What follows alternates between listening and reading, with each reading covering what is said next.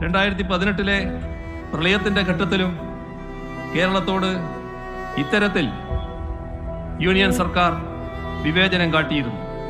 പ്രളയത്തെ അതിജീവിക്കാനുള്ള പാക്കേജ് ഒന്നും കേരളത്തിന് പ്രത്യേകമായി ഏർപ്പെടുത്തിയില്ല. പ്രളയഘട്ടത്തിൽ നടത്തപ്പെട്ട ദുരിതാശ്വാസ പ്രവർത്തനങ്ങൾക്ക് നിർബന്ധപൂർവം പണം ഈടാക്കി. ആ ഘട്ടത്തിൽ ലഭ്യമാക്കിയ ഭക്ഷ്യധാന്യങ്ങൾക്ക് വരെ പണം പിടിച്ചുപറിച്ചു.